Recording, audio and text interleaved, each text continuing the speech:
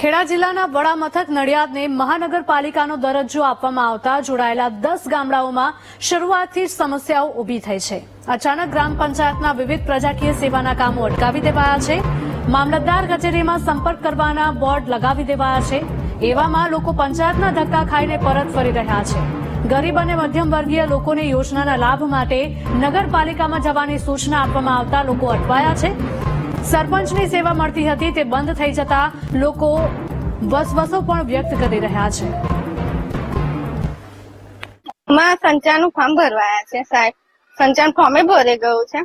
હવે ફોર્મ અમે ક્યાં આગળ આલીએ જમા કરવાયા છે, અમને ના પાડી સાહેબ, ક્યાં આગળ કામ બંધ થઈ ગયું, અત્યારે કામ નહીં થાય કે નગરપાલિકામાં તમે જજો કે।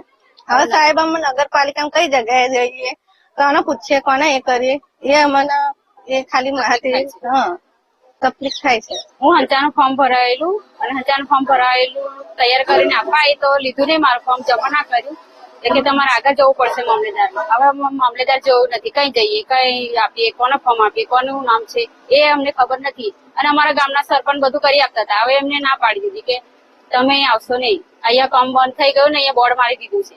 આજુબાજુ ગામના વિસ્તારમાંથી બધા લોકો પબ્લિક જાહેર જનતા બધું કામ કરાવવા આવી છે, તો બધા અત્યારે જે કામ બંધ છે કામની પરથી એ લોકો અત્યારે બધા આવીને પાછા જાય છે અને એ લોકો લગભગ નિરાશ થઈને દરેક વ્યક્તિ પાછું જાય છે।